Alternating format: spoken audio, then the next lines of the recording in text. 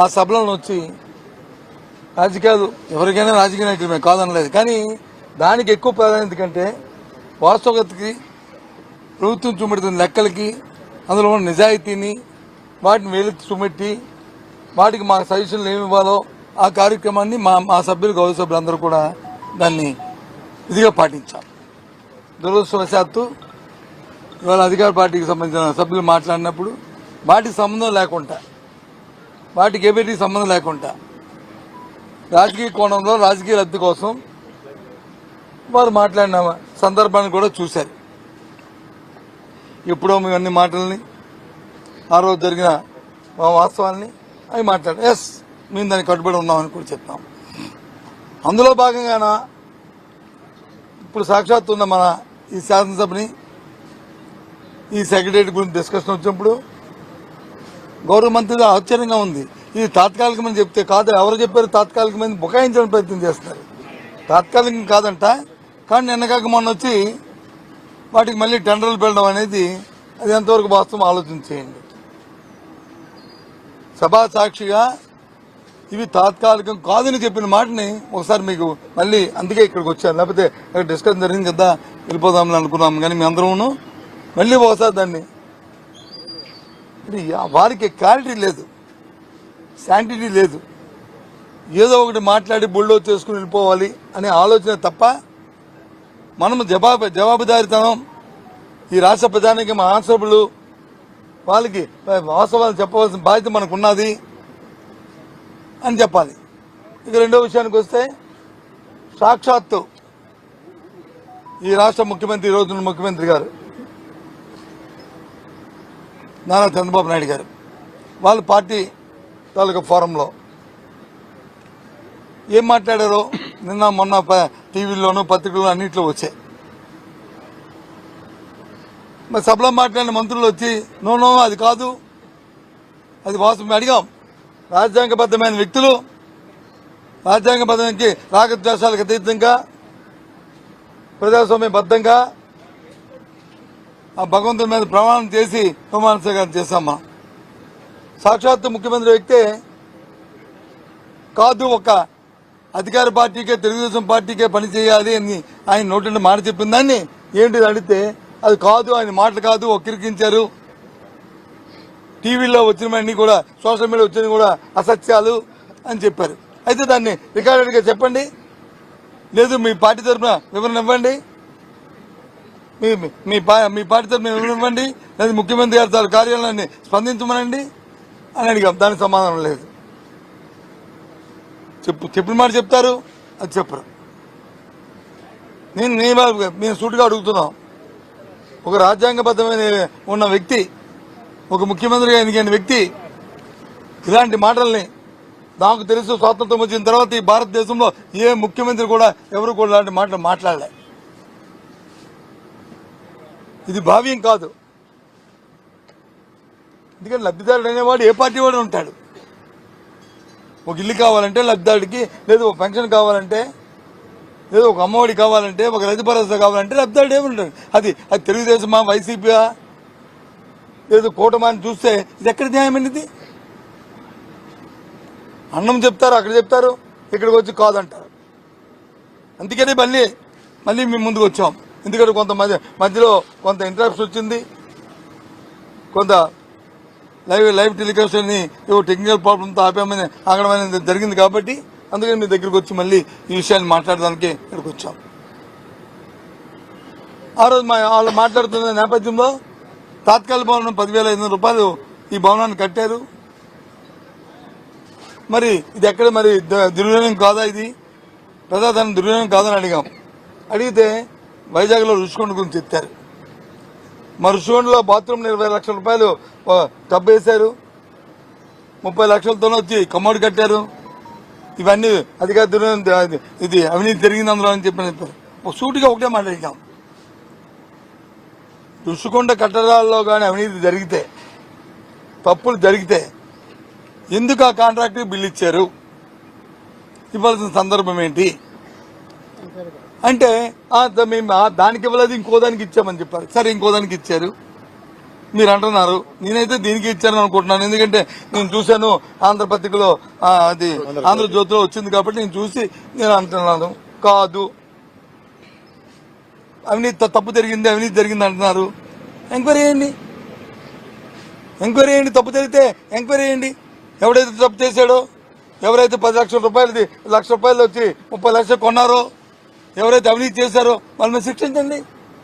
వాళ్ళు ప్రజల పెట్టండి దోషులుగా. ఎవరు వద్దన్నారు? అడిగితే దానికి సమాధానం లేదు.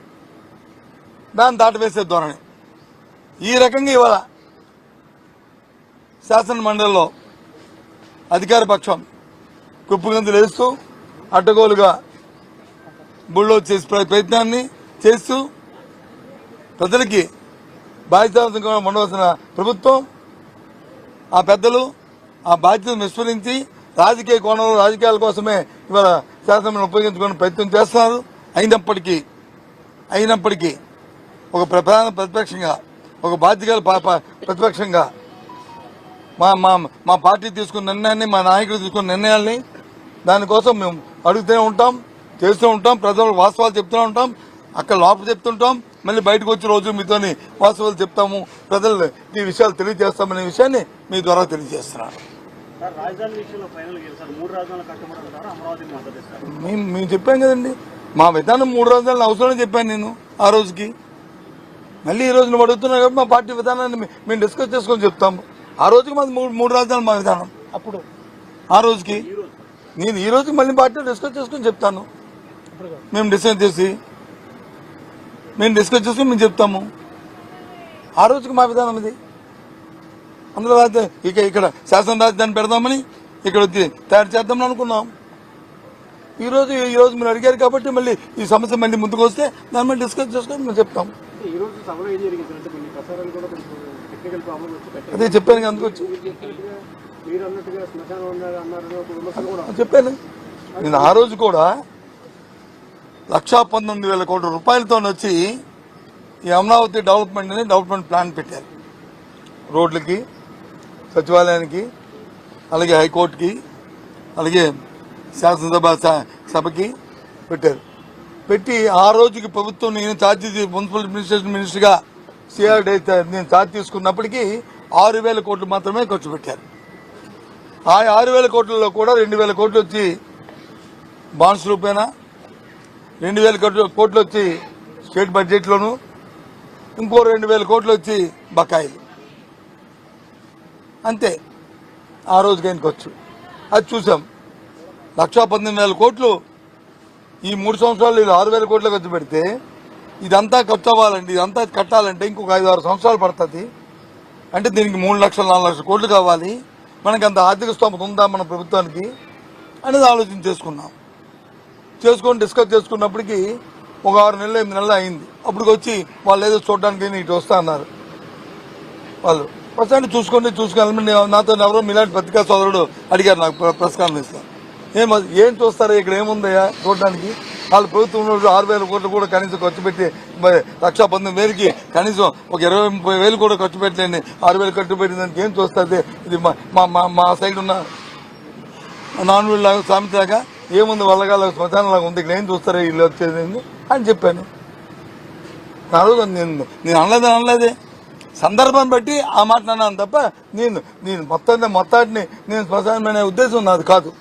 ఆ రోజు చెప్పాను, ఈ రోజు చెప్తాను, రేపు అది చెప్తాను. నా ఉద్దేశం అది కాదు, ఆ సందర్భం అది. అదే మళ్ళీ చెప్పాను. ఆ సందర్భం ఇప్పుడు ఎందుకు వచ్చింది? బడ్జెట్ దీనికి రిలేటెడ్ ఏంటి అంటే డైవర్ట్ చేయడానికే కదా. ఆ నేపథ్యంలో చెప్పాం. మరి 11,500 రూపాయలు ఎందుకైంది స్క్వేర్ ఫుట్కి? ఇది ఎప్పుడు రేటు 7 సంవత్సరాల కింద రేటు, 7 సంవత్సరాల కింద.